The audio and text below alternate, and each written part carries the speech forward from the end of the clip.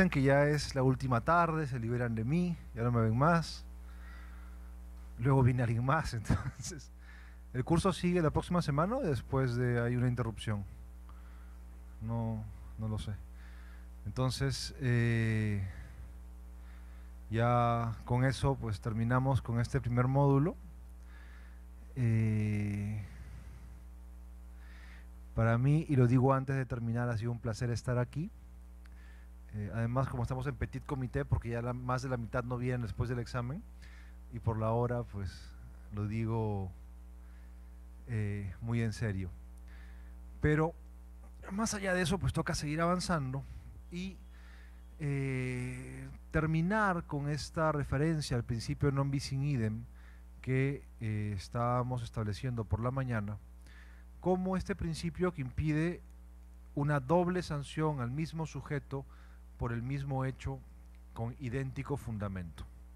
Fíjense cómo este principio no impide doble sanción, sino lo que impide es una sanción al mismo sujeto por el mismo hecho y con idéntico fundamento. Evidentemente, el arte aquí estará en la determinación de cuándo existe idéntico fundamento y cuándo no. Lo que la LPAG en su versión original establecía era una prohibición del bis in idem a nivel administrativo y a nivel penal.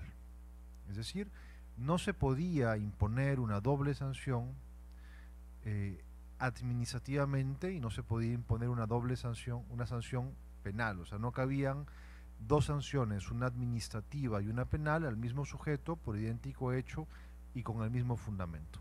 Material. El non bis in idem procesal se refiere a la posibilidad de que haya dos procedimientos por el mismo sujeto, el mismo hecho, etc. Entonces, estaba en su versión original la prohibición del bis in idem referida a la doble sanción administrativa y penal.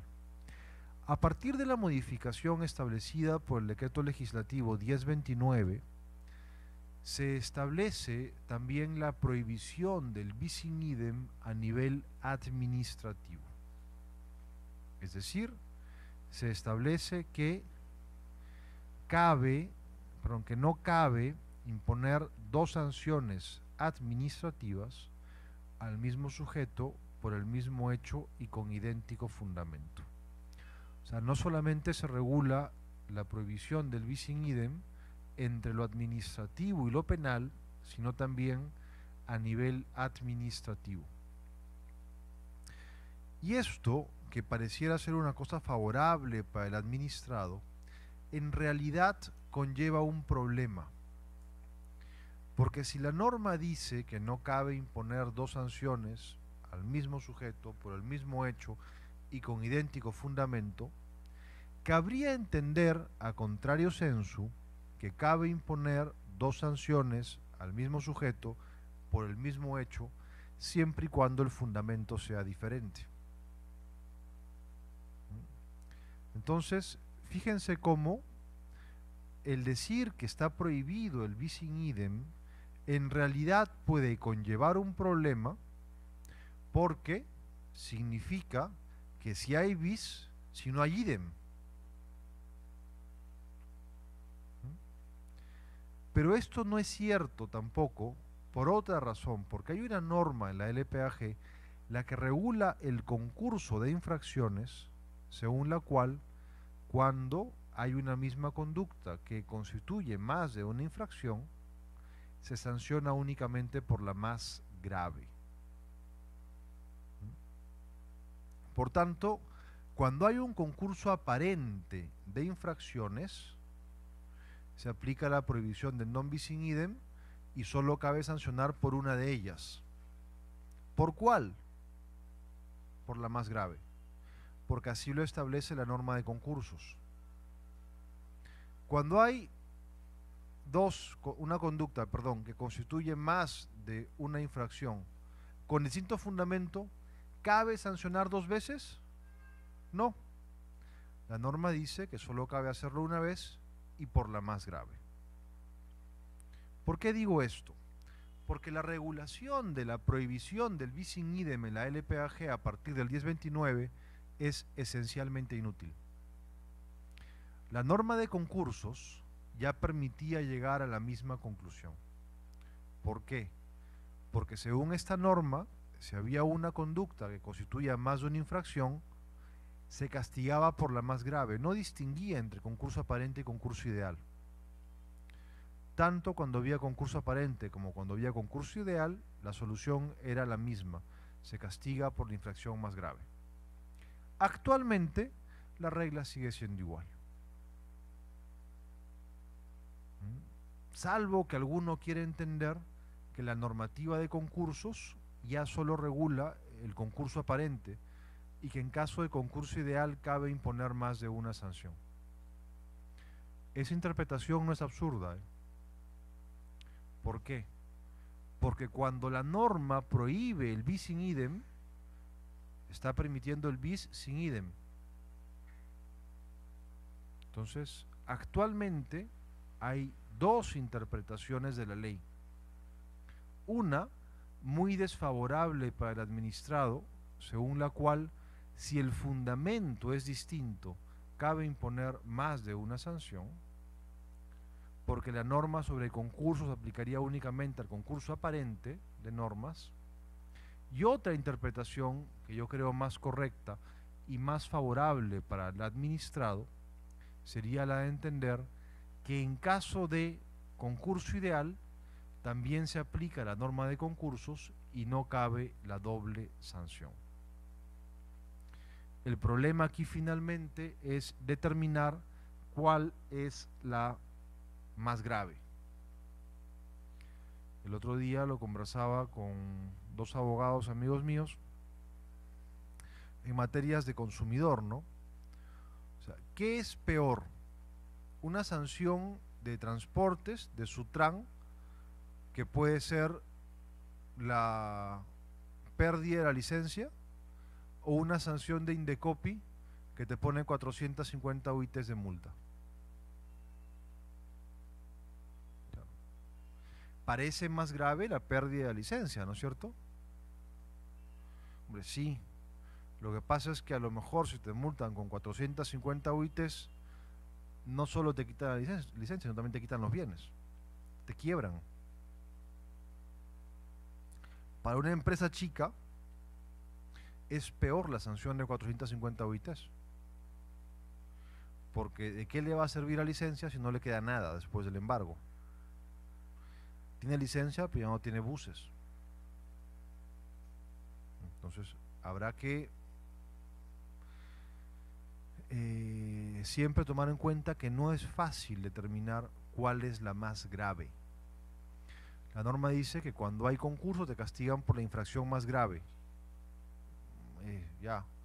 ¿Qué es más grave? ¿Una infracción que puede conllevar la pérdida del título habilitante? ¿O una que no te afecta al título habilitante pero que te deja en tal estado económico que en realidad no solo ya no funcionas, sino que encima se quedan con tus bienes? Si te quitan el título, conserva los buses. Si te quitan los buses, ¿de qué te sirve el título? O sea, ¿qué prefieren ustedes? ¿Que lo cierren y se quedan ustedes con todos los bienes? ¿O que no lo cierren y les quiten buses, casa y todo? Entonces, no es fácil determinar cuál es la más grave, como dice la norma. Pues bien, de acuerdo al esquema que hemos establecido al principio, esta primera concreción este primer principio es el de legalidad y se concreta en estos 4 subprincipios que hemos mencionado. El principio de legalidad formal, legalidad material, prohibición de retroactividad, o más bien de retroactividad favorable, y el principio de non bis in idem. El segundo gran principio que está regulado en nuestra legislación en general, no necesariamente en el ámbito administrativo, es el principio de culpabilidad. Y este principio de culpabilidad también, al igual que el principio de legalidad, es un principio que se plasma en 4 subprincipios.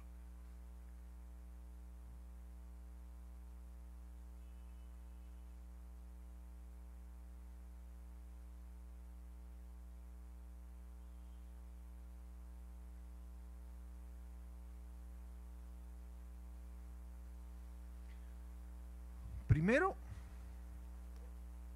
hay uno que está recogido en nuestra legislación, es administrativa, es el que está recogido, según el cual, ¿a quién se puede castigar por la comisión de una infracción?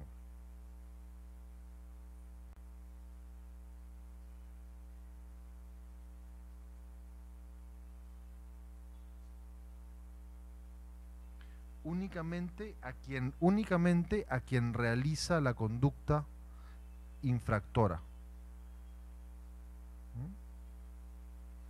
No es posible castigar a quien no es el autor de la conducta.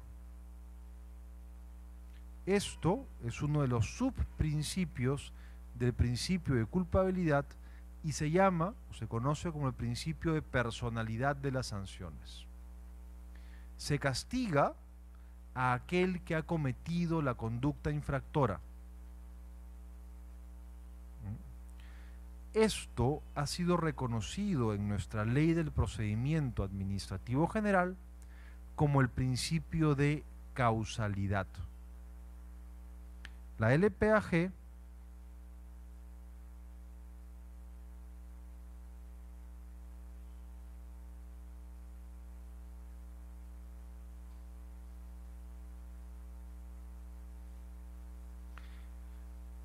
el artículo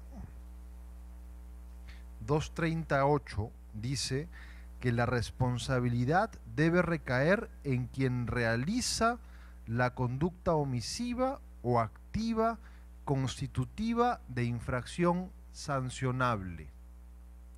¿A quién se castiga? A quien realiza la conducta sancionable. Principio de personalidad de las penas. No es posible, por tanto, castigar a aquella persona que no ha realizado la conducta sancionable. Y a partir de esto hay algunas consecuencias prácticas de cara a la admisión, por ejemplo, de la responsabilidad subsidiaria. Es posible que en derecho punitivo haya una responsabilidad subsidiaria.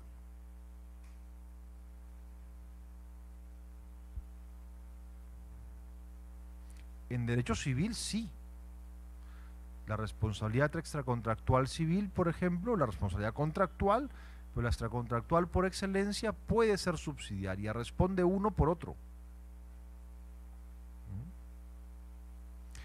El padre responde por los daños causados por el hijo menor de edad.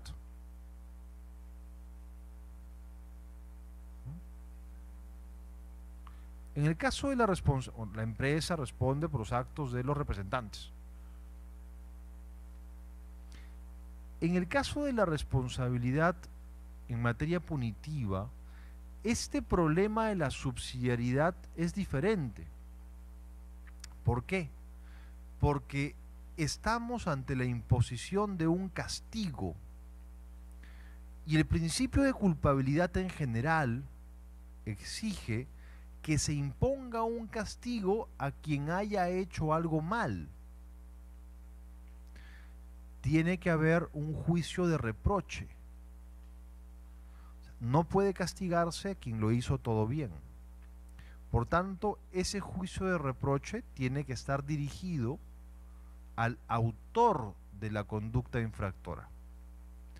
Y por eso no es posible sancionar subsidiariamente.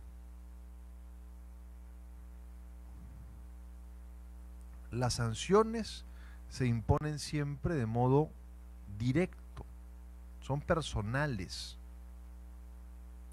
Otra cosa es que haya en ocasiones un deber de cuidado y que la omisión de ese deber de cuidado constituya a su vez una infracción, pero no te están sancionando por la conducta que realizó el otro, sino por tu propia conducta, porque omitiste un deber de cuidado. Esta diferencia es importante porque, como regla general, en derecho administrativo no cabe la responsabilidad subsidiaria. O sea, si me sancionan por mi propia omisión. Si es que un vehículo de transporte, un vehículo no tiene SOAT, ¿a quién se sanciona? ¿A quien conduce o al dueño del carro? Al dueño del carro. Pero el dueño del carro no estaba manejando, no importa, ¿de quién es la omisión? Es que yo no sabía que lo cogió. Tienes un deber de cuidado de impedir que tu vehículo, que no está en condiciones de circular, sea cogido por alguien para manejar.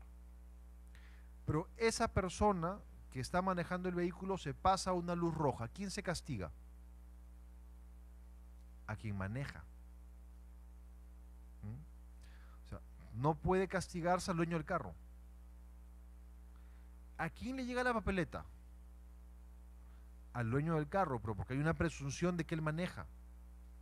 Presunción que él puede destruir. Se consigue probar que hay otra persona manejando.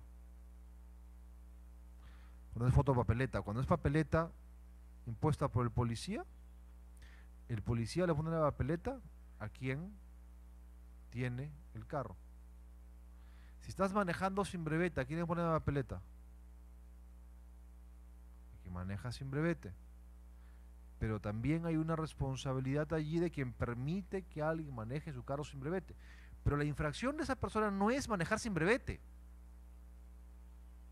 sino hay un deber de cuidado para impedir que su vehículo sea conducido por quien no reúna las condiciones necesarias. Entonces, es importante hacer siempre esta distinción. La responsabilidad en el ámbito administrativo es directa, no es subsidiaria.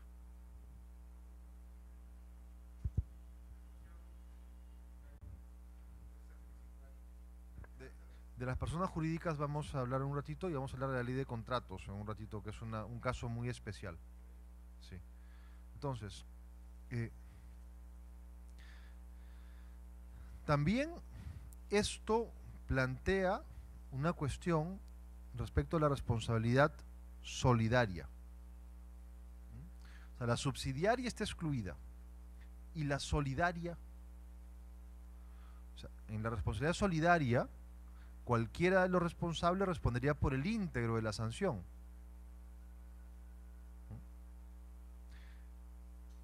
El problema de esto es que, como regla general, habría que determinar el alcance y las responsabilidades de cada quien. O sea, no es posible o no debería ser posible para la administración imponer una multa solidaria. Porque una multa solidaria significa que se la puede cobrar íntegra a cualquiera de los dos. Pero tendría que haber determinado cuál es el alcance de la responsabilidad de cada uno. Por ejemplo, en materia de contratación pública, cuando hay un consorcio y se impone una sanción, en la sanción tiene que determinarse el incumplimiento de quién fue, porque irá al consorciado responsable. Esa debería ser la regla general, una proscripción de las sanciones solidarias, porque en las infracciones siempre habrá que determinar el alcance de la responsabilidad de cada quien. Aunque hay una excepción donde a nivel doctrinal sí se admite la responsabilidad solidaria en materia sancionadora, que es en el caso de las obligaciones mancomunadas, que no es el caso de las mancomunadas peruanas. O sea, en Perú llamamos mancomunadas a lo que son parciarias, ¿no? O sea, en Perú distinguimos entre las obligaciones mancomunadas y las solidarias, ¿cierto? Pero nuestras obligaciones mancomunadas no son realmente las mancomunadas. son las parciarias, donde cada quien se libera con su parte.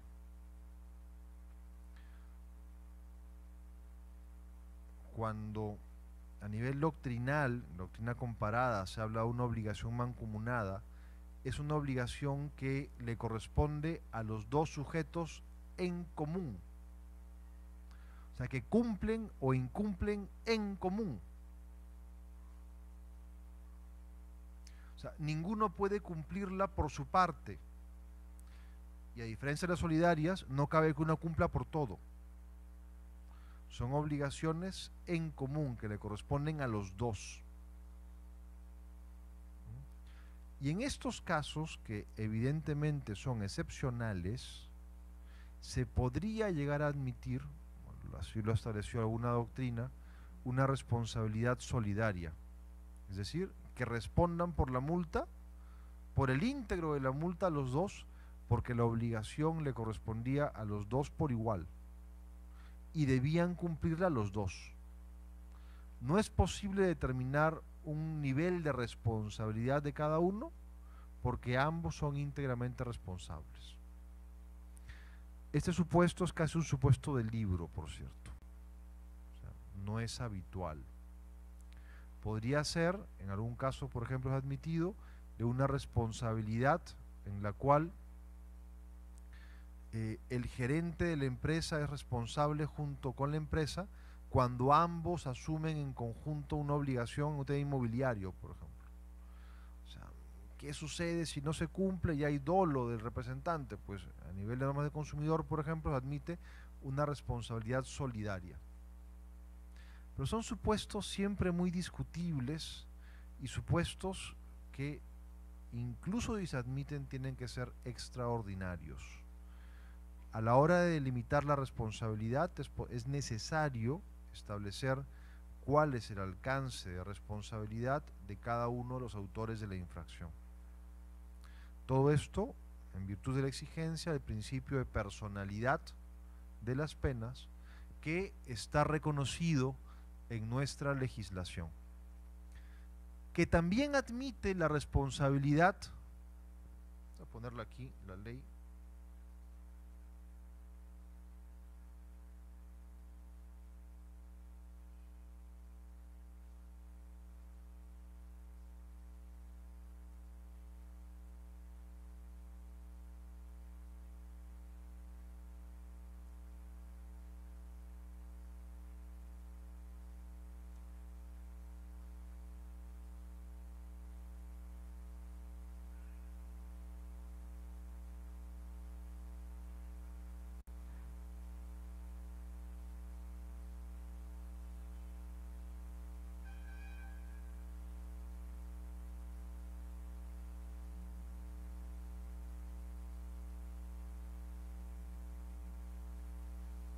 que también admite la responsabilidad solidaria, pero fíjense cómo lo hace. Artículo 232.2. Cuando el cumplimiento de las obligaciones previstas en una disposición legal corresponda a varias personas conjuntamente, responderán de forma solidaria de las infracciones que en su caso se cometan y de las sanciones que se impongan. Fíjese que es el supuesto excepcional del cual estamos hablando, creo yo. Obligaciones que se deban cumplir conjuntamente. Hay un problema en nuestra legislación, pues hay un caso en concreto donde estas reglas discutiblemente se aplican.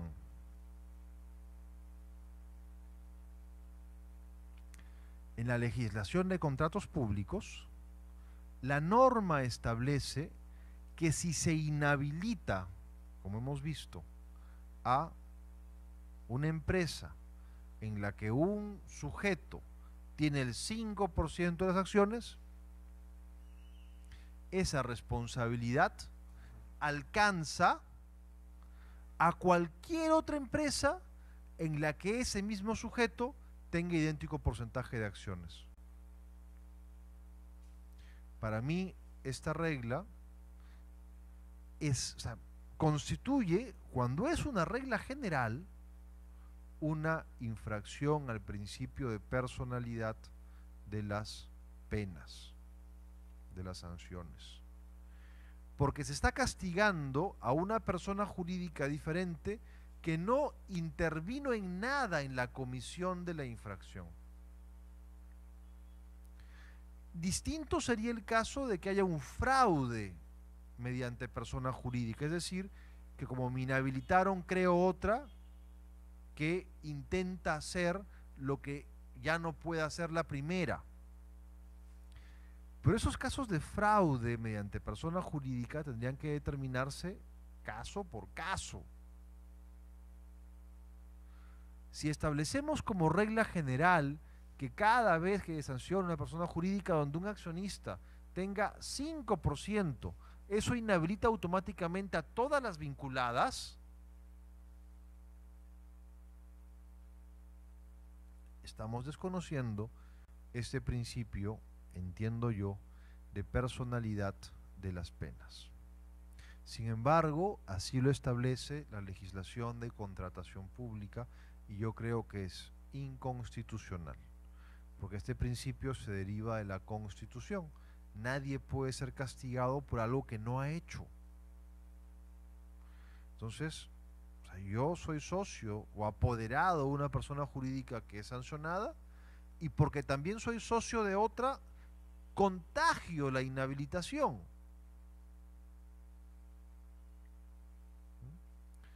Entonces, ¿qué es lo que pasa con estos? Hay personas pues que son directores. Su trabajo es ser director de empresa, ¿no? Personas de especial relevancia que son nombrados por esa razón directores de algunas empresas.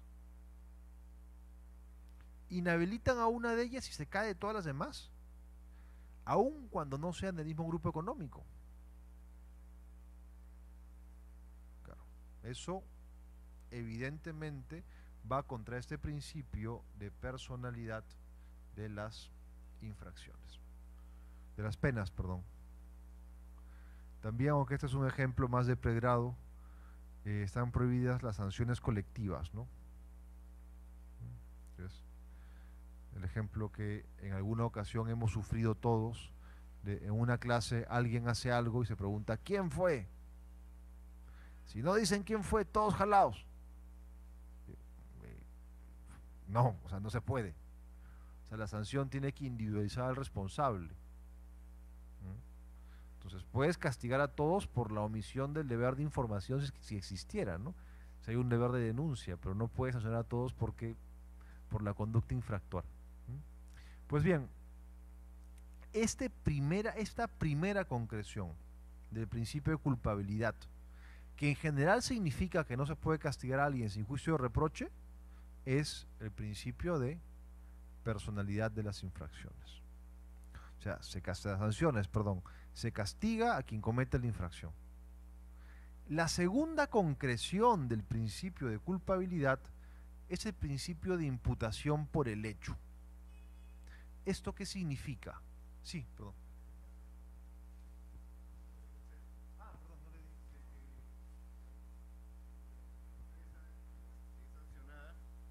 La sanción alcanza a las empresas que tiene sucursales, si les alcanza. A las sucursales sí, o sea, es un tema societario más bien, ¿no? Pero las sucursales no tienen personalidad jurídica diferente a la principal. Entonces, si se sanciona a la principal, también caen las sucursales. Otra cosa es que sean del mismo grupo económico. Si son distintas personas jurídicas, yo creo que no debería comunicarse.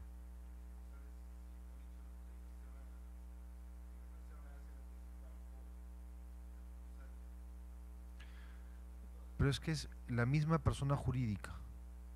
O sea, la sanción, cuando, por ejemplo, el Banco de Crédito, Banco Continental de sucursal Piura o sucursal Trujillo, comete una sanción, una infracción, perdón, no es sanción a la sucursal de aquí, sino al banco, porque es una sola persona jurídica.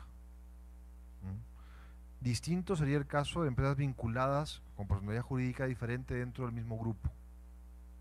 Pero la sucursal, vamos, es espero no equivocarme, pero a nivel societario no tiene una personalidad jurídica diferente de la principal. Entonces, ¿la sanción a quién es? A la persona jurídica, porque es el centro, o sea, la persona jurídica para derecho público es un centro de imputación de derechos y obligaciones.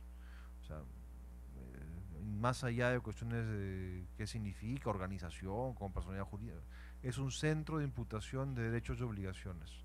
¿A quién se imputan los derechos y obligaciones? Al conjunto. O sea, no son derechos y obligaciones de la sucursal de Trujillo. Si el Continental de Trujillo no paga una deuda, usted puede embargar los bienes de cualquiera. O sea, no son personas jurídicas diferentes. Si lo fueran, allí sí no podría comunicarse la sanción. El principio de imputación por el hecho conlleva que solamente puede castigarse a un sujeto que haya realizado una conducta infractora. O sea, no puede haber castigo si no hay conducta infractora. Se requiere que haya una actuación infractora. O sea, no es que uno es castigado porque es infractor. Uno es castigado porque comete una infracción. Y no puede ser castigado mientras no la cometa. O sea, hay un aforisma que suele decir en alemán, que es Gedanken sind zollfrei, ¿no? O sea, los pensamientos no pagan aduanas. O sea, los pensamientos son libres. Y además de que son libres, no constituyen delito. O sea, alguno de ustedes puede estar pensando en la comisión de todos los delitos imaginables. O sea, ¿qué hago aquí yo a las 4 de la tarde? Y en lugar de estar escuchando, voy a pensar cómo matar al profesor. Yo lo he hecho cuando era alumno. O sea, es que en una clase muy aburrida, uno empieza a imaginar diversas formas de tortura comparables con la que se está sufriendo. O sea, un sábado, 4 de la tarde, después de almorzar, probablemente es una tortura para ustedes escucharme.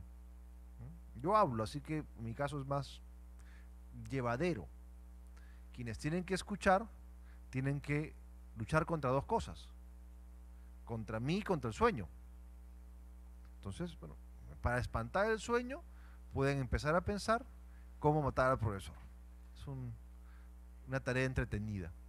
Pues bien, no cometen delito, siempre y cuando no pasen de la palabra al hecho.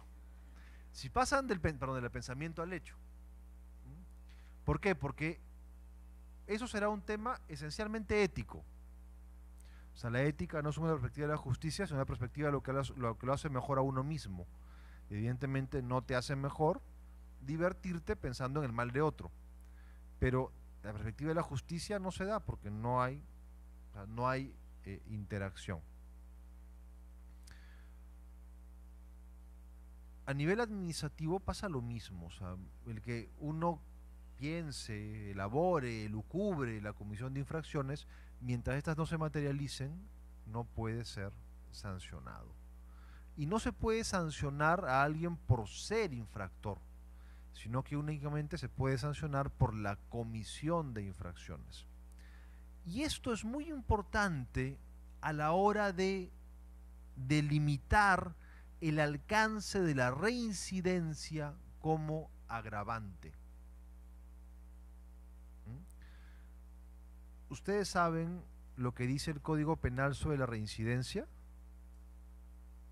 Es esencialmente divertido, ¿eh? Se los voy a leer, por favor, porque no tiene pierde.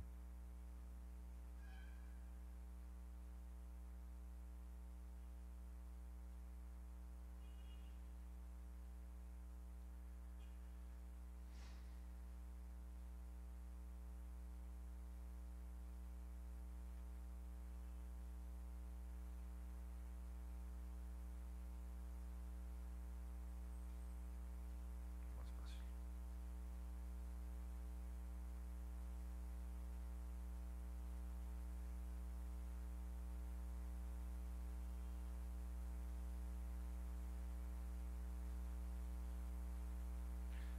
Título preliminar del Código Penal. Resulta imperativo connotar las razones principales por las que la Comisión Revisora decidió proscribir del proyecto de Código Penal los institutos penales de la reincidencia y la habitualidad. Hoy no resulta válido, en verdad, conservar en nuestro ordenamiento jurídico esas formas aberrantes de castigar que sustentan su severidad en el modo de vida de un individuo, derecho penal de autor. La Comisión Revisora estima que carece de lógica, humanidad y sentido jurídico el incremento sustantivo de la pena correspondiente a un nuevo delito vía la reincidencia o habitualidad, sin otro fundamento que la existencia de una o varias condenas precedentes, por lo demás, debidamente ejecutadas. Dentro de este razonamiento, castigar a una persona tomando en cuenta sus delitos anteriores, cuyas consecuencias penales ya satisfecho, conlleva una violación del principio bis non in idem. Primera vez que lo escucho así, pero etc. La experiencia ha demostrado que la drasticidad de las penas impuestas en nombre de la reincidencia y la habitualidad no han servido para atemorizar, de conformidad con criterio de prevención general, todo lo cual ha llevado a la Comisión a no incluirlos y bla bla. Ya que prosigo otra frase que no tiene pierde. A no incluir en el documento proyectado este rezago de los viejos tiempos del derecho de castigar y que el positivismo peligrosista auspició con el fin de recomendar la aplicación de medidas eliminatorias y de segregación social. Pues bien, ¿saben qué pasó años después? E incluyeron la residencia y la habitualidad. Está en el Código Penal como agravantes, solo que no quitaron el título preliminar. Título preliminar del Código Penal tiene una diatriba de este calibre contra dos figuras reconocidas por el Código Penal. Se introdujeron primero para terrorismo y luego con carácter general. Pero bueno, en realidad esta diatriba contra la reincidencia y la habitualidad era injusta. ¿Por qué? Porque lo que se debe evitar es justamente un derecho penal de autor, en donde, administrativo punitivo de autor, en donde lo relevante no sea la comisión de la infracción, sino las características del sujeto. Pero por eso mismo, a la hora de determinar cómo y cuándo valorar la reincidencia, hay que tener mucho cuidado. Lo que sí está proscrito es considerar la mera acumulación de infracciones como una infracción nueva. O sea, cometer 3 faltas leves no puede ser una falta grave, porque si no, me están sancionando 2 veces. Una por cada una de las faltas leves y otra segunda por la falta grave constituida por la acumulación de las leves. O sea, si es que esto sucede, sí estamos yendo en contra del principio de imputación por el hecho. ¿Cuál es el hecho infractor de la segunda sanción? La acumulación de infracciones leves. No hay un hecho infractor. Pero lo que sí se admite, porque en realidad la reincidencia sí es un criterio de proporcionalidad en la sanción, no es lo mismo castigar a quien ya cometió la infracción varias veces que a quien la comete por vez primera, es la valoración de los antecedentes en el juzgamiento de la nueva conducta infractora. O sea, no es que la comisión de 3 leves sea una grave, sino que a la tercera infracción, esa tercera infracción se castiga más gravemente o la segunda incluso. Si te han castigado por discriminación y discriminas de nuevo, es más grave. Por tanto, la sanción puede ser mayor. Eso no es propiamente un derecho penal de autor, es buscar la proporcionalidad en la condena.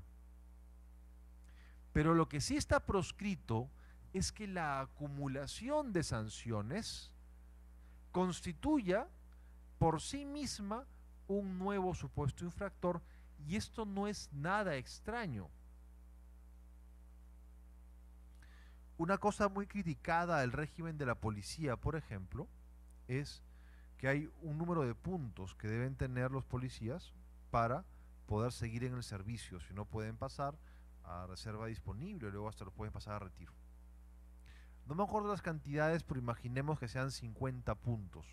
No pueden perder más de 50 puntos. Cada sanción, cada infracción, cada sanción que se les impone, a su vez conlleva la imposición de un castigo de pérdida de puntos. Tantos días de arresto no quiere decir que van presos, sino es un arresto económico, o sea, o de privación de sueldo. Y adicionalmente, tantos días de o tantos puntos menos. ¿Saben cuál es el problema de esto? Que cuando se llega a determinado número de puntos, te dan de baja, simplifiquemos. Entonces, la acumulación de infracciones, que a su vez implica la acumulación de sanciones, termina en una sanción más grave, que es el equivalente de la destitución. O sea, y pueden ser sanciones diferentes, porque la reincidencia tiene como requisito que uno cometa la misma infracción. O sea, si un día yo cometo la infracción A y al día siguiente la infracción Z, no me pueden juzgar más gravemente por la infracción Z porque yo ya cometí la infracción A. Porque eso sería derecho penal de autor. Me están tratando como infractor. No. Para que me puedan sancionar por reincidencia, tengo que haber sido reincidente en la infracción. En esa infracción. Tengo que haber afectado cuando menos el mismo bien jurídico. ¿Qué es lo que pasa en este régimen de la policía al que hemos hecho referencia? Que no es exclusivo de la policía. Este señor puede haber cometido infracción A, perdió 5 puntos, infracción B, perdió 10 puntos, infracción C, perdió 5 puntos, otra vez la A, perdió 10 puntos. Y al final, por la acumulación de puntos, se va. Ahí no hay un criterio de reincidencia, sino que finalmente se está yendo por ser infractor.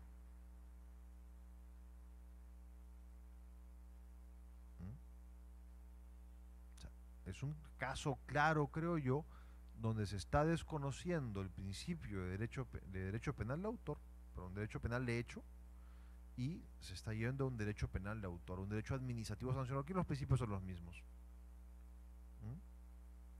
Este principio de responsabilidad por el hecho también está reconocido en nuestra ley del procedimiento administrativo general, porque fíjense cómo establece el artículo 238 el principio de causalidad. La responsabilidad debe recaer en quien realiza la conducta omisiva o activa constitutiva de infracción sancionable, es decir, para que se castigue se requiere la comisión de una conducta. Sin conducta no hay sanción, porque no hay infracción. Entonces, las dos primeras concreciones del principio de culpabilidad, que son este principio de personalidad de las penas y el principio de responsabilidad por el hecho están reconocidos en el 238. Pero el tema discutible aquí no es este, es si es que están reconocidos también en nuestra legislación las dos siguientes concreciones del principio de culpabilidad, que son la exigencia de dolo o culpa y el principio de culpabilidad en sentido estricto o de reprochabilidad.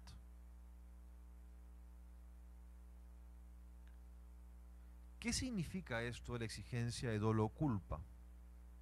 Bueno, a nivel penal ya sabemos que para poderte castigar tienes que haber actuado dolosamente. ¿Qué significa el dolo? Querer violar el bien jurídico, querer afectar el bien jurídico protegido. Y en ocasiones también se admite una sanción por culpa o negligencia, cuando mi actitud tendría que haber sido distinta, porque aun cuando no lo quiera, no quiere afectar el bien jurídico, he sido negligente y con esa negligencia se ha afectado el bien jurídico protegido. Si es que yo me emborracho como una cuba, manejo y me accidento y se muere una persona, eso no es un homicidio doloso. Yo no he querido matarlo, pero he sido negligente. Evidentemente, habré cometido homicidio culposo. Y se sanciona también. Entonces, a nivel penal, está claro que se exige como regla general el dolo y excepcionalmente se permite la sanción por culpa. Y a nivel administrativo se exige el dolo o la culpa, porque hay quienes sostienen que a nivel administrativo es posible la imposición de sanciones en virtud de una responsabilidad objetiva. ¿Qué significa la responsabilidad objetiva?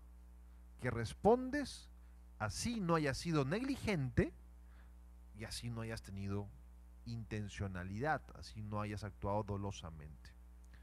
Respondes pese a que haya habido un caso fortuito, fuerza mayor si te libera. Respondes si hiciste todo bien, porque respondes por el efecto. Entonces, en estos casos se discute si cabe en el derecho administrativo, has cosido esto, un derecho administrativo sancionador de carácter objetivo, en donde quepa sancionar a alguien que no actuó ni dolosa ni culposamente.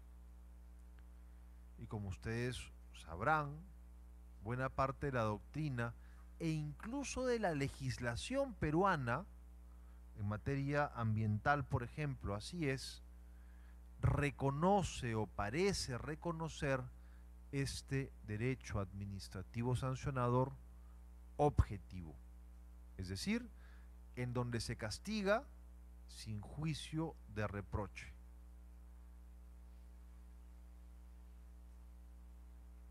Y lo que es divertido es que quienes defienden esta posición generalmente dicen que está reconocida en la ley del procedimiento administrativo general. Está.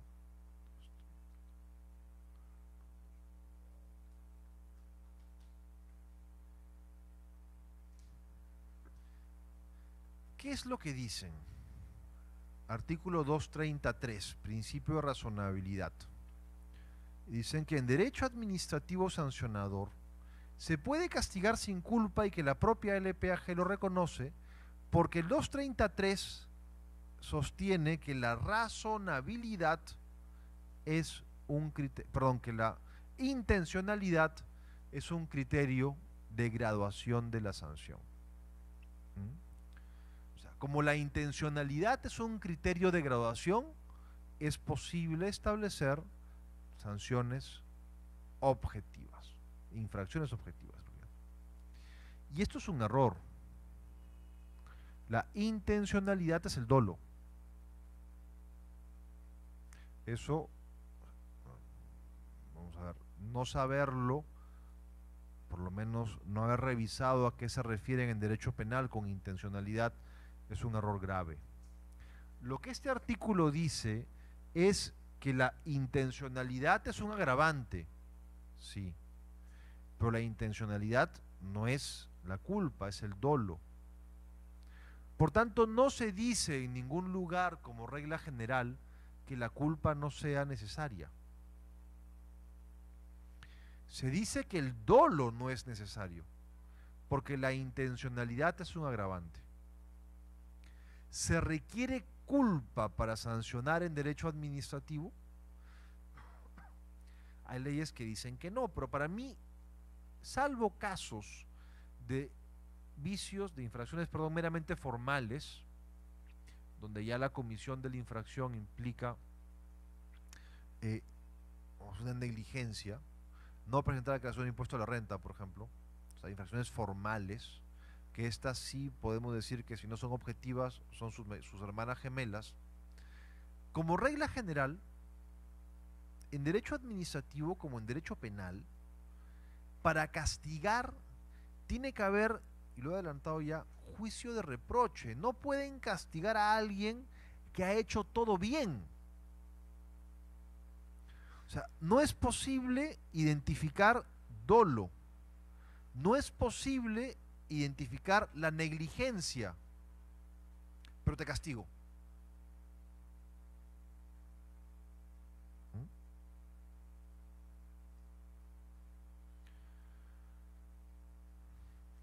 Hubo un caso, que es un caso que está judicializado, que es un caso, yo creo que muy entretenido porque, vamos, muestra esto claramente.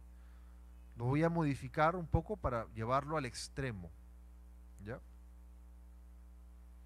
Empresa de transportes. Vamos antes, hago un breve paréntesis. Hay muchos autores que dicen que en derecho administrativo no se requiere la culpa, ni tampoco el dolo, porque en derecho administrativo castigamos a personas jurídicas. Y en las personas jurídicas no hay dolo ni culpa, porque no tienen voluntad. El dolo o la culpa es del representante, pero al representante no se le castiga, sino a la persona jurídica. Esto no es del todo cierto.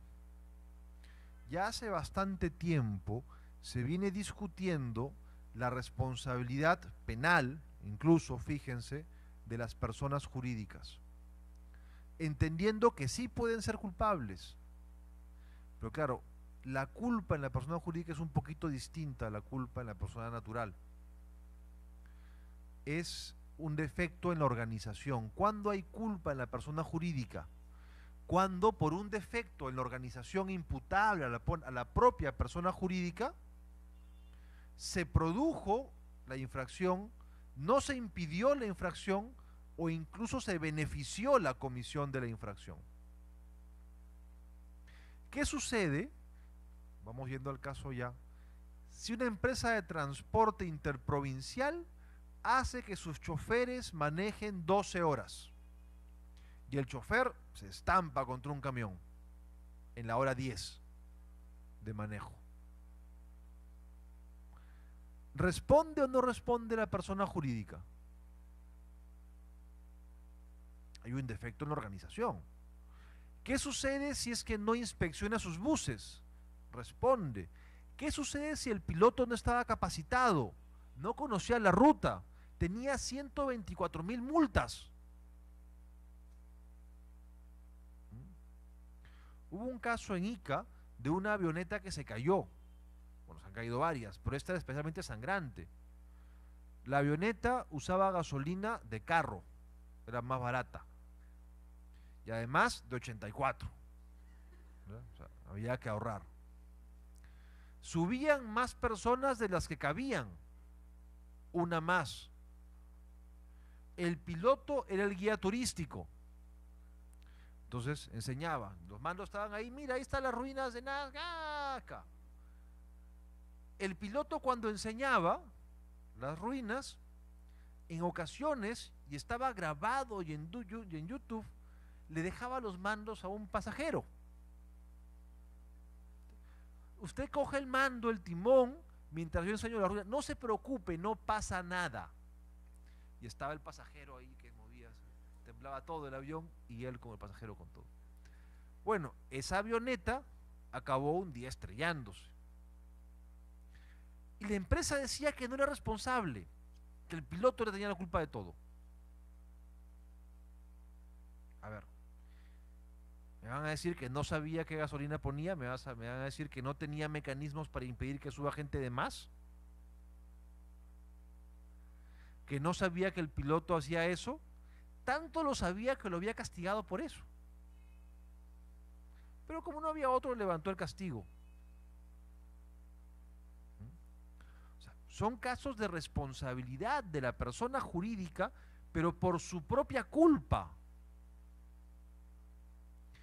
Pero ¿qué hubiera pasado si es que, volviendo al caso del bus, que es el caso típico que pongo, hay una empresa de buses que hace que sus choferes manejen 7 horas, menos de las exigidas.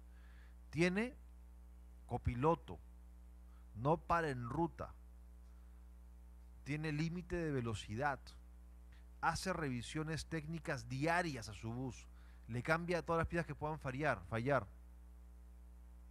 Se pica una llanta, no la parcha, la cambia. Tiene inhibidores de llamada celular en la cabina para evitar que el chofer hable por teléfono. O sea, por último, hasta la radio le puede cortar, o sea, da lo mismo. O sea, concentrado en la carretera.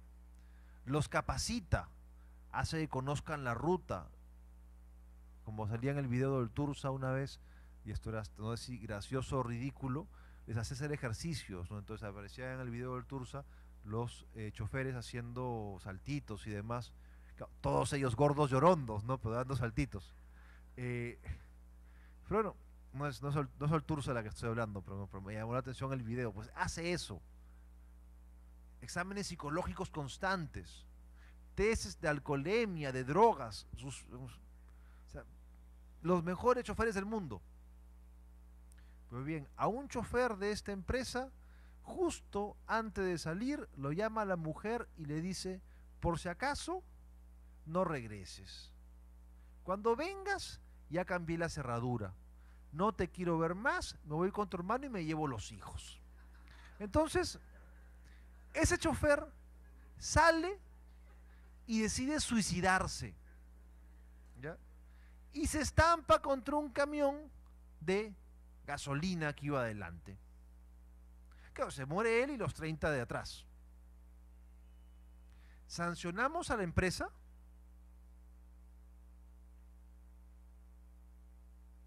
Responsabilidad civil sí tiene, objetiva. ¿Por qué? Porque la responsabilidad civil no se rompe por caso fortuito, es un riesgo inherente al negocio. Pero podemos establecer una responsabilidad punitiva. Aquí sería una sanción en materia de consumidor o en materia de sancionable por, no sé si sería Sutran o el MTC. La empresa hizo todo bien, porque no podía tomar en cuenta pues que iba a haber un cambio de hermanos. Entonces, ¿puede haber castigo? Si me dicen que es objetiva, sí, claro. ¿El bus llegó a destino? No. ¿Murieron personas? Sí. Castigado. Pues que no podemos castigar a quien hizo todo bien. Y esa es justamente la exigencia de dolo o culpa. Cuando se exige dolo o culpa es porque se requiere la presencia de un juicio de reproche, alguna conducta que no se haya realizado adecuadamente. Y yo creo que salvo en el caso de las infracciones estrictamente formales, que tienen que ser la minoría, que además son las de peligro abstracto puro, hipotético, o sea, en donde ya la mera comisión de la infracción pues ya supone la negligencia,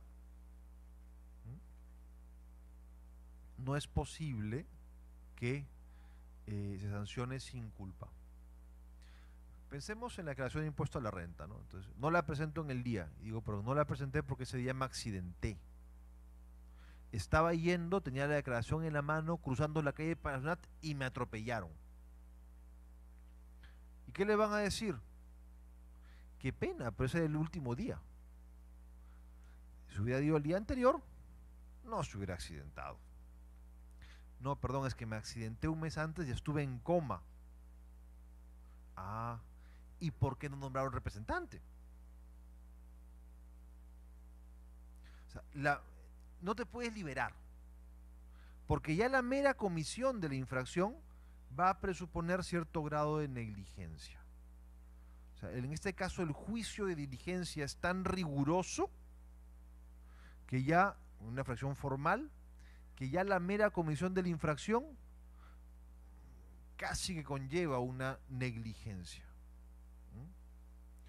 Claro, yo es que podía, no fui porque estaba en coma, sí, ya, pero se tenía que haber pensado que podía estar en coma y tener un representante legal. Además, no tenía que presentarla usted. No se firma la declaración jurada de impuesto a la renta. ¿Su contador también está en coma?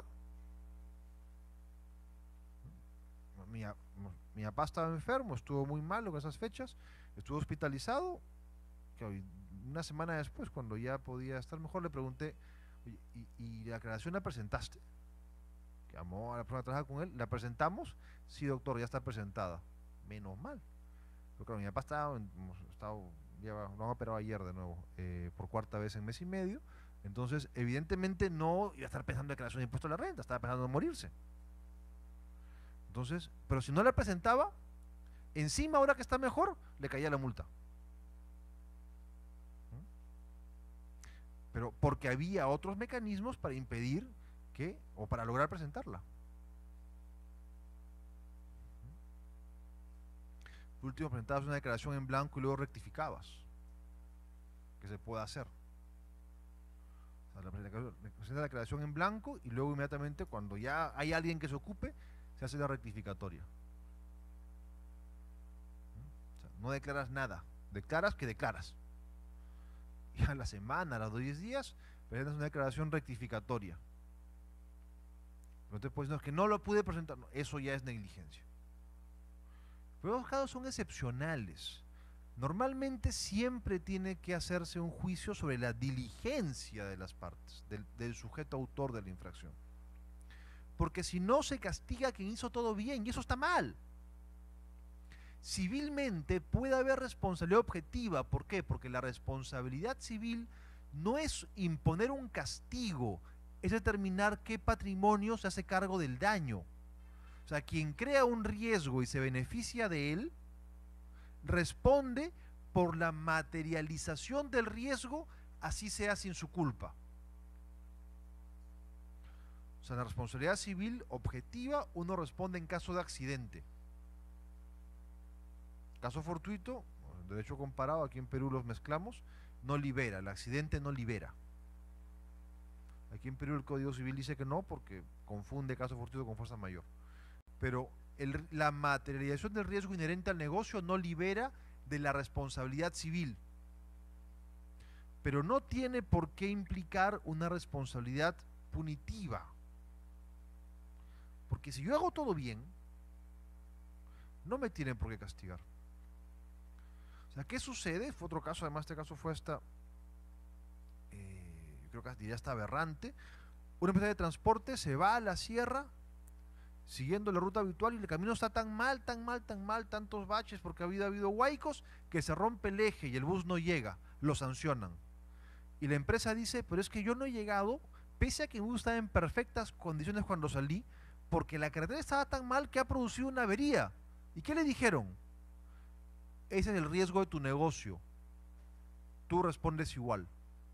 Es que confundieron los planos. Tú respondes igual por el riesgo de tu negocio en la responsabilidad civil.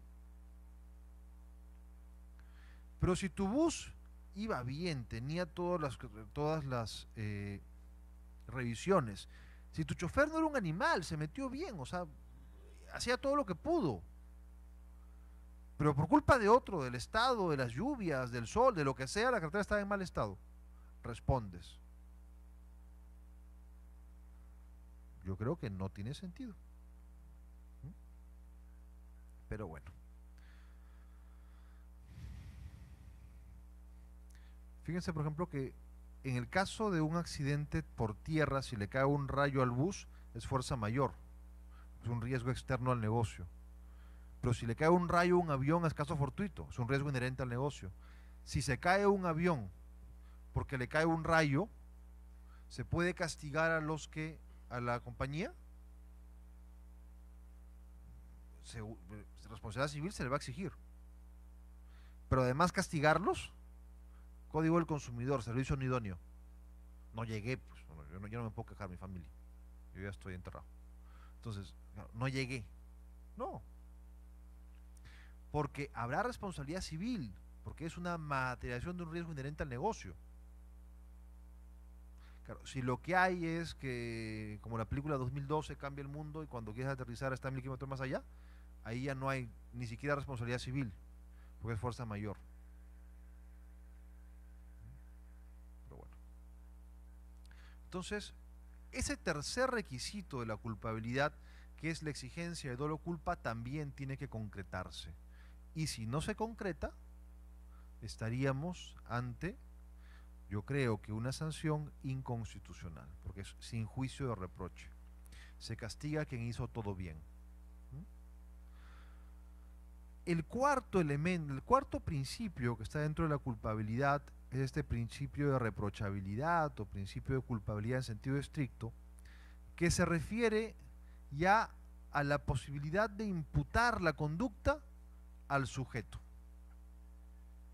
Esto es más importante en derecho penal que en derecho administrativo, por cierto. Justamente porque en derecho administrativo intervienen personas jurídicas y los supuestos de irreprochabilidad son menores. ¿A qué se refiere esto de la culpa en sentido estricto?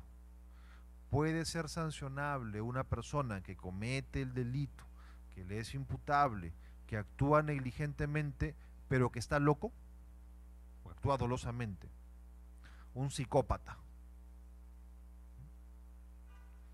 Claro, psicópata, responsabilidad por el hecho hay.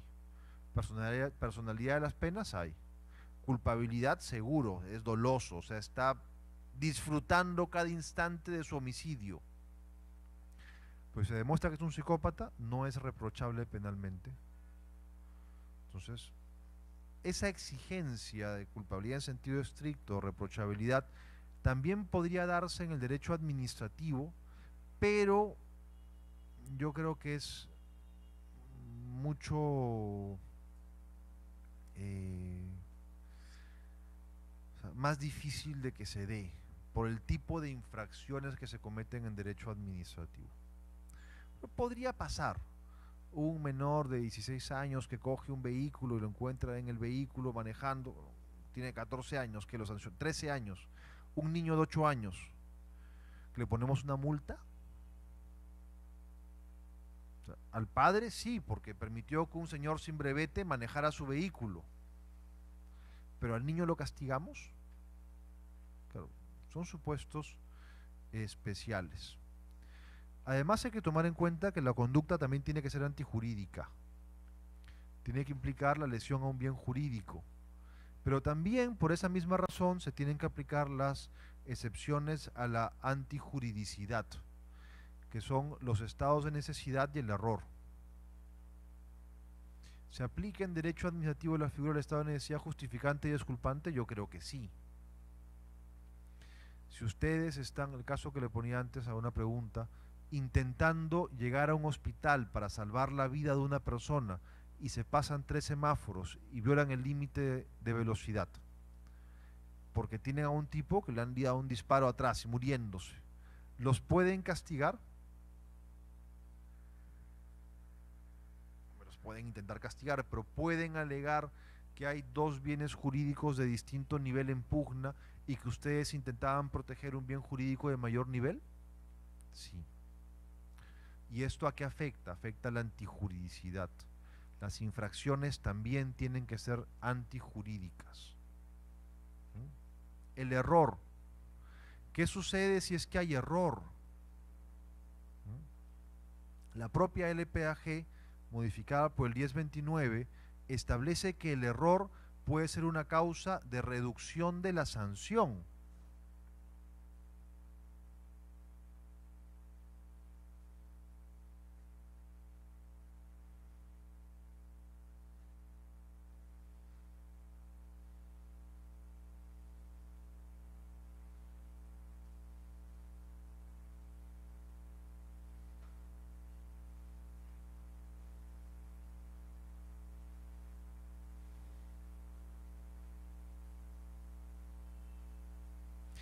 Dice, atenuantes de responsabilidad por infracciones, 236A2, error inducido por la administración por un acto o disposición administrativa confusa o ilegal.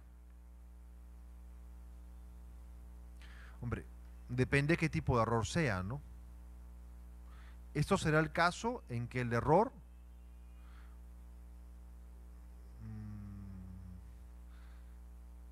sea hasta cierto punto también de responsabilidad del administrado.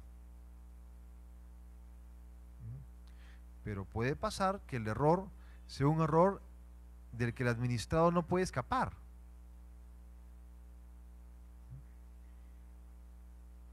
O sea,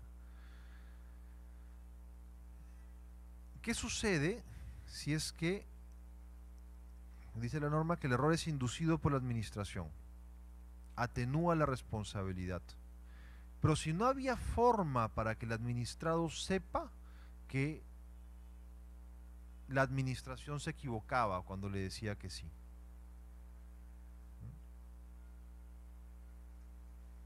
O sea, basta la atenuación.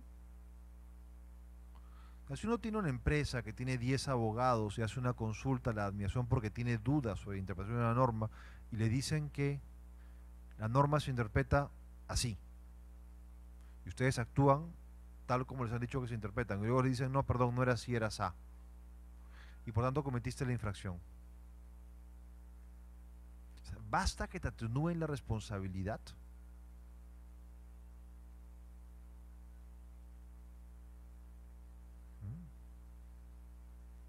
O sea, tú preguntaste y a tal punto preguntaste que te dijeron lo que podías hacer y tú actuaste como te dijeron que lo podías hacer, pero el que te dijo se equivocó. Entonces, te sanciono pero menos. ¿Por qué me vas a sancionar? O sea, no bastaría, creo yo, en algunos casos, reducir la sanción, sino que incluso no hay antijuridicidad. O sea, no se debería sancionar. Pero bueno.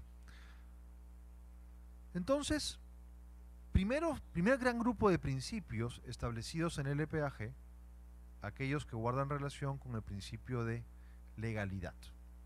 Luego, aquellos que guardan relación con la culpabilidad. De esos, los dos primeros, personalidad de las penas o de las sanciones y principio de imputación por el hecho, están expresamente reconocidos en la ley. Los otros dos no están expresamente reconocidos en la ley, aunque yo creo que también tienen que aplicarse. El tercero, porque la norma dice que la intencionalidad, léase el dolo, es un agravante, por tanto la culpa será condición necesaria. Y el cuarto, en tanto reconoce que el error, eso sería, no, eso no aplica, eso es antijuridicidad, no culpabilidad en sentido estricto. Del cuarto sí no dice nada la norma. O sea, la reprochabilidad sí no está establecida en la norma. Porque lo del error es más un tipo, es un supuesto de exclusión de la antijuridicidad que de la reprochabilidad. Porque la culpabilidad en sentido estricto se refiere a una condición del sujeto. O sea, el sujeto es incapaz de alguna manera y por tanto no es reprochable por su conducta. Pero aún así, si es que se da un caso, yo creo que se podría alegar.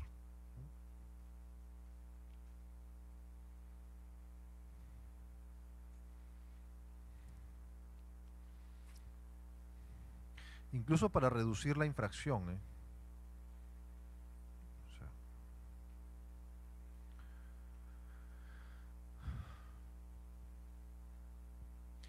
¿qué más principios están establecidos en la Ley del Procedimiento Administrativo General? Hay una lista bastante larga que en realidad no contempla únicamente principios. Hay uno, por ejemplo, el de concurso de infracciones, que no es un principio. Pero ¿qué más establece la ley? Establece como un principio básico del procedimiento sancionador el principio de debido procedimiento. O sea, el procedimiento sancionador tiene que seguirse de acuerdo a unas reglas que respeten el derecho de defensa. O sea, no es posible, lo vamos a ver a continuación, que haya un procedimiento sancionador si es que no se respetan determinadas reglas aplicables al principio de debido procedimiento y al derecho de defensa. Y también, junto a esto, la norma reconoce el principio de presunción de licitud.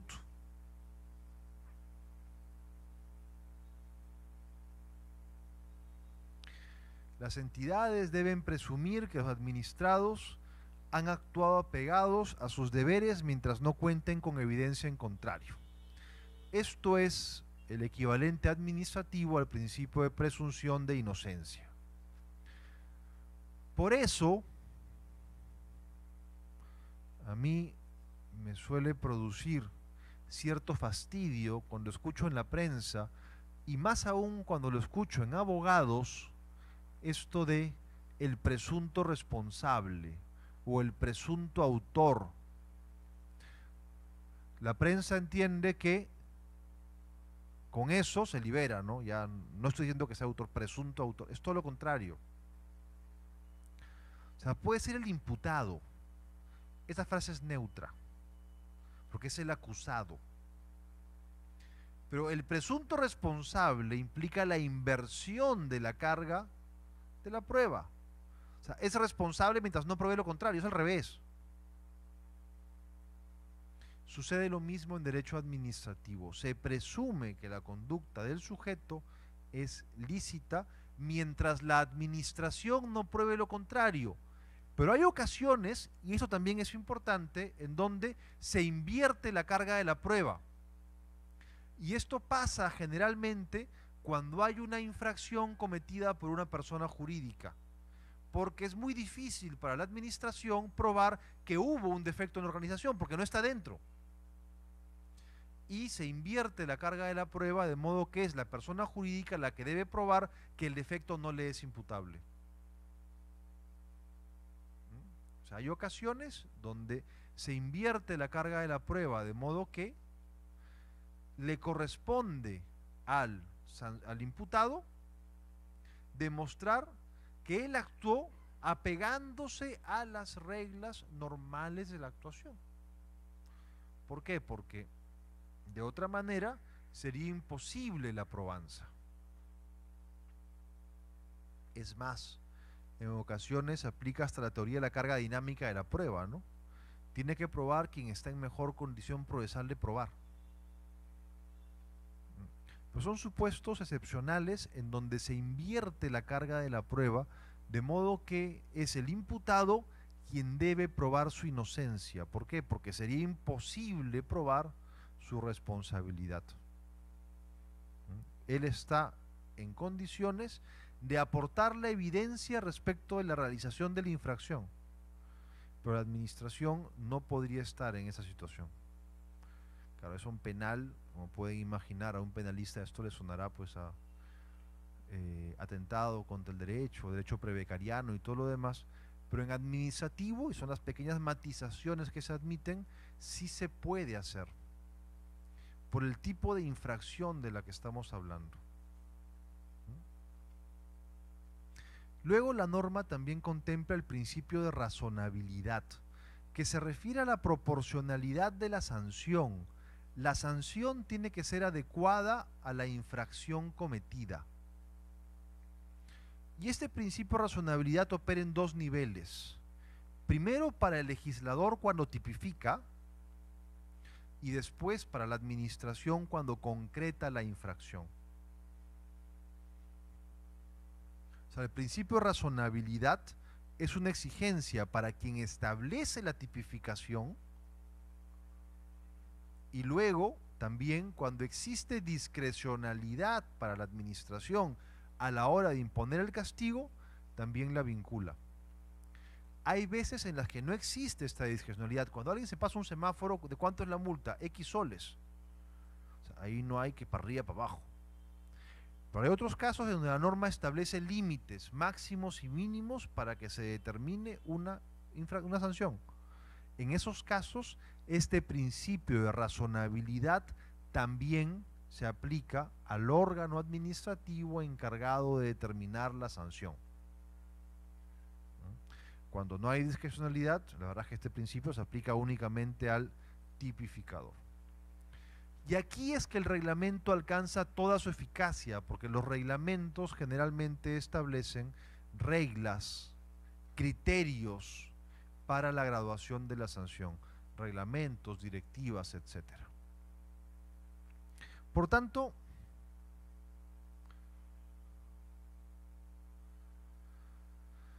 estos son los principios establecidos en la ley, y antes de pasar a la parte procedimental, quiero tocar un tema que en el fondo no es procedimental, aunque mucha gente pues, lo confunde con la parte de procedimiento. Es más, cuando me toca a mí hablar solo sobre procedimiento, igual lo toco. O sea, dentro de 2 semanas tengo que dar una charla en Piura sobre el procedimiento sancionador y voy a hablar sobre esto. Aunque no es algo procedimental, sino es una norma material. Pero porque se refiere a la posibilidad o imposibilidad de iniciar o terminar un procedimiento sancionador, que es la prescripción de las infracciones. O sea, es un tema material, se refiere a la infracción, pero muchas veces se explica dentro del procedimiento administrativo, porque lo que impide es iniciar el procedimiento o termina el procedimiento, si es que éste ya es iniciado, cuando se produce la prescripción de la infracción. ¿Qué es esto de la prescripción de la infracción? En realidad la infracción no prescribe. Lo que prescribe es la capacidad que tiene la administración para sancionarla y perseguirla. O sea, la administración pública tiene un plazo para poder castigar las conductas. ¿Por qué este plazo? Porque se entiende que una conducta no puede ser sancionada sin límite de tiempo, porque llega un momento en que ya se olvidó. Llega un momento en que esa conducta se convierte en inocua. Y mantener el derecho de la administración, la potestad de la administración para sancionar por una conducta que haya pasado en cualquier momento, implica darle a la administración un poder muy importante, el de tenerte siempre amenazado. Que tú cometiste una infracción en el 87, que no te muevas que te castigo, ¿eh? Llega un momento en que esa infracción tiene que borrarse. O sea, no puede mantenerse para siempre la posibilidad de la administración de castigar por la comisión de cualquier infracción. Y esto lo reconoce nuestra legislación cuando establece la prescripción de las infracciones y establece un plazo de 4 años para que prescriban las infracciones. ¿Desde cuándo se cuenta el plazo? Desde que la infracción se realiza. Pero claro, esto dependerá del tipo de infracción. Cuando es una infracción instantánea, se realiza y a partir de ese momento se agota y por tanto empieza a correr el plazo. También cuando es instantánea con efectos permanentes. O sea, bueno, un ejemplo sería que mata a otro, ¿no? permanente, más permanente que la muerte, todavía no se encuentra nada. Hasta el juicio final, en que ahí nos levantaremos, pero mientras tanto es permanente. Es una infracción instantánea con efectos permanentes. Pero igual, más en el ámbito administrativo, si la infracción es instalar una pared o poner una pared donde no debes, la infracción, ¿cuándo se produce? Cuando pones la pared. ¿Después qué queda? La pared. ¿A partir de cuándo se configura la infracción? A partir de que pones la pared. Luego lo que queda es la pared. Pero no quiere decir que porque esté ahí 40 años, en esos 40 años no prescribe la infracción. Si construyes sin licencia, ¿cuándo se dio la infracción? Cuando construiste. La casa va a seguir ahí para toda la vida. Entonces,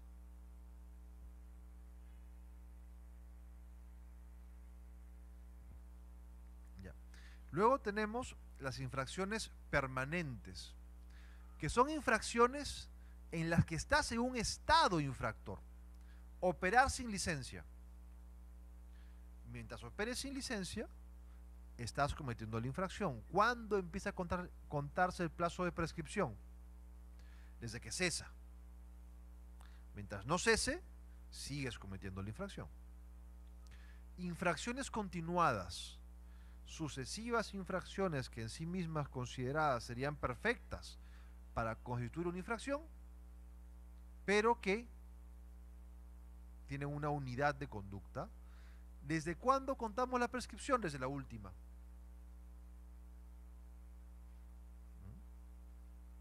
Como si fuera una sola. Así como te beneficia el hecho de que sean como una sola para que no te impongan múltiples castigos, también te perjudica porque el plazo prescriptorio se cuenta desde el momento en que se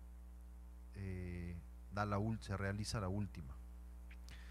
Claro, y también te afecta, como veíamos antes, en el caso de la norma aplicable, porque cuando cometes la última, por ejemplo, en el caso se hubiera empeorado la regla, ya sabes que la regla es la más grave.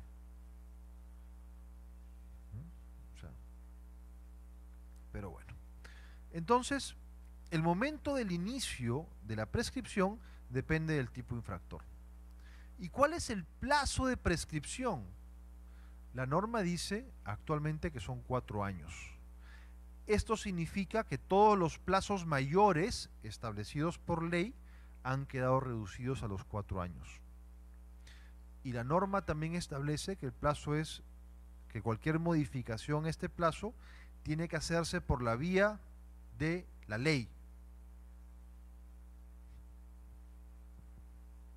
Pero aquí estamos ante un problema práctico. ¿Qué sucede cuando hay reglamentos que establecen plazos menores, como el de contratos? ¿Quién se va a quejar? No, yo no quiero que prescriba en 2 años porque la ley dice que son 4. Quiero que me sanciones, por favor. Claro, si un reglamento establece un plazo mayor, todos se van a quejar, pero cuando es un plazo menor nadie se queja, por supuesto. Entonces, ¿cuándo se suspende, dice la norma ahora, el plazo de prescripción? Antes decía que se interrumpía, y eso de la interrupción era un problema porque es una regla del derecho penal. ¿Qué pasa en el derecho penal? La prescripción se interrumpe con el inicio de las investigaciones, con los actos procesales, y se vuelve a contar de cero, y se puede interrumpir varias veces. O sea, la interrupción de un plazo prescriptorio es lo normal. Los plazos prescriptorios son plazos no fatales. O sea, se distinguen de los de caducidad en que los de caducidad son fatales.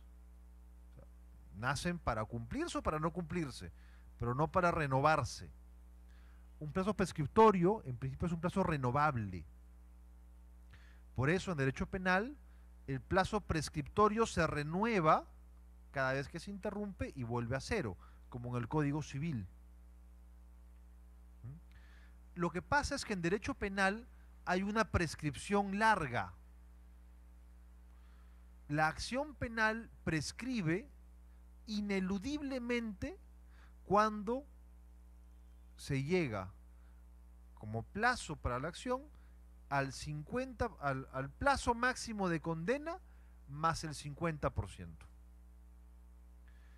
Si el plazo de condena es de 4 años, a los 6 años prescribe la acción.